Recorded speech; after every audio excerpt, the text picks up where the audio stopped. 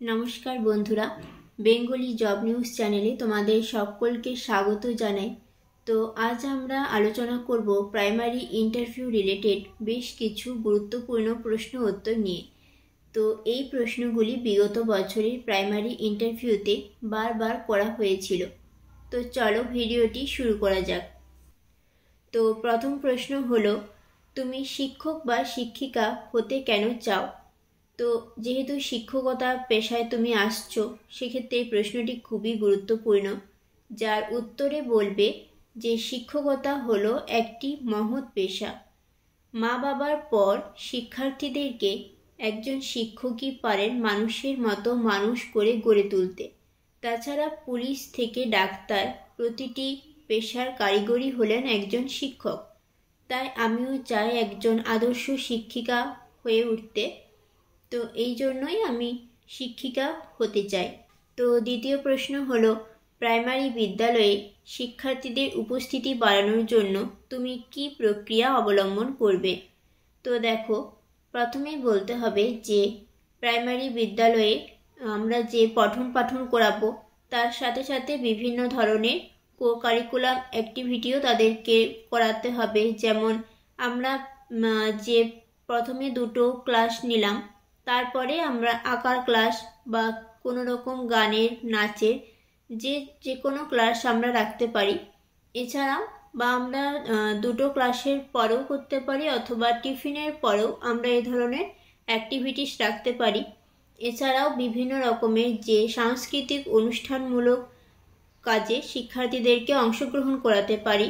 তাছাড়া আমরা যে সমস্ত রাজ্য সরকার এবং কেন্দ্র সরকারের যে প্রকল্পগুলি রয়েছে, সে সম্পর্কেও তাদেরকে অবগত করানো উচিত আমাদের, যাতে তারাও বুঝতে পারে যে তারা অনেকের হয়তো আর্থিক অবস্থা সেরকম না থাকার জন্য তারা পড়াশুনো ছেড়ে দেয়।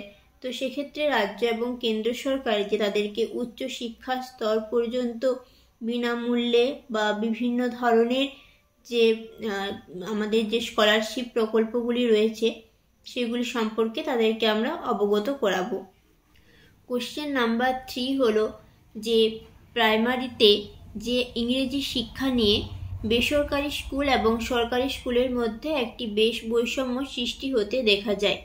তো সেই জন্য পশ্চিমবঙ্গ শিক্ষা সরকার একটি ইংরেজি বই একটি শুরু করেছে। তো এই যে ইংরেজি বই, সেই বইটির কি নাম? তো এই বইটির নাম হলো উইংস। তারপর তোমাদের জিজ্ঞাসা করা হতে পারে যে এই উইংস বইটি কোন ক্লাস থেকে বা কোন শ্রেণী থেকে শুরু হয় বা পড়ানো হয়? তো উইংস বইটি পড়ানো হয় হলো ক্লাস 3 থেকে। তো নাম্বার 4 কোশ্চেন হলো, বাচ্চাদের মধ্যে 1+1 সমান যে 2 হয়, এটি কিভাবে বোঝাবো? তো এটি ডেমো ক্লাসের মাধ্যমেই বোঝানো উচিত। তো প্রথমে আমরা একটু বড়ভাবে বলবো, যাতে যদি ডেমো ক্লাস বলেন ওনারা। তো যে আমরা সকলেই গ্রীষ্মকালে কালবৈশাখীর সময় তোমরা আম কোড়াতে যাও? তো ওরা বলবে যে হ্যাঁ, আম কোড়াই বলে। তখন আমাদেরকে জিজ্ঞাসা করতে হবে যে মনে করো তুমি একটি আম কুড়িয়েছো আর তোমার বন্ধু আরেকটি আম কুড়িয়েছে, তাহলে বলো তো তোমরা কটি আম কুড়িয়েছো?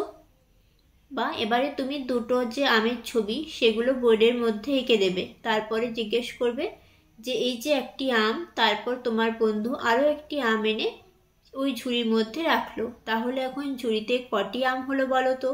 তখন তোরা বলবে যে 1+1 সমান 2 হচ্ছে। এর মাধ্যমে তোমরা ওদেরকে শেখাতে পারবে যে 1+1 সমান 2 হয়। তো নাম্বার 5 কোশ্চেন হলো যে পরীক্ষার সময় কোনো বাচ্চা যদি তোমাকে সাদা খাতা জমা দেয়, তো সেক্ষেত্রে তুমি কি করবে? তো আমরা প্রথমেই জানতে চাইবো যে শিক্ষার্থীটি সাদা খাতা কেন জমা দিল। অনেক সময় দেখা যায় যে ভীতিজনিত কারণেও তারা কিছু না লিখে সাদা খাতা জমা দিয়ে থাকে। তো যদি তারা ভীতি সন্ত্রস্ত কারণে সাদা খাতা জমা দেয়, সেক্ষেত্রে তাদের সাথে আরও বন্ধুসুলভ আচরণ করে তাদের মধ্যে যে ভীতি আছে সেটি দূর করার চেষ্টা করব। আর যদি সে হয়তো তার পড়া মনে রাখতে পারছে না বা মুখস্থ করতে পারছে না, অথবা যদি সে পড়া বুঝতে না পারে, সেক্ষেত্রে আমি আরও এক্সট্রা ক্লাস নিয়ে বা ক্লাসের মধ্যেই সে যাতে সামনের বেঞ্চের দিকে বসে এবং আমার নজরের মধ্যে আমি তাকে রাখার সবসময় চেষ্টা করব এবং প্রয়োজনে এক্সট্রা ক্লাস নিয়ে তাকে আরও ভালোভাবে বোঝাবার চেষ্টা করব, যাতে সে পরবর্তী পরীক্ষার সময় ভালো ফল করতে পারে। তো 6 নম্বর প্রশ্ন হলো যে ব্রেইলি প্রথা কাদের মধ্যে পড়ানো হয়ে থাকে? এর উত্তর হচ্ছে যে দৃষ্টিহীন শিক্ষার্থীদের শিক্ষাদানের জন্যই এই ব্রেইলি প্রথা পড়ানো হয়ে থাকে। এবার পরের প্রশ্ন হলো যে অর্থাৎ 7 নম্বর প্রশ্ন যে প্রাক বাল্যকাল কোন সময় থেকে কোন সময়কে বলা হয়ে থাকে? তো প্রাক বাল্যকাল আমরা বলবো 3 বছর থেকে 6 বছর যে সময়টি রয়েছে এই সময়টিকে প্রাক বাল্যকাল বলা হয়ে থাকে।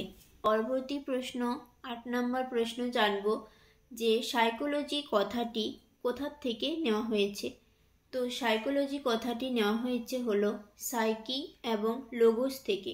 তো এবার সাইকি শব্দের মানে কি? সাইকি শব্দের মানে হলো আত্মা বা মনকে বোঝানো হয় এবং লোগোস শব্দের মানে হচ্ছে বিজ্ঞান বা কোনো বিষয়ের অধ্যয়ন করা।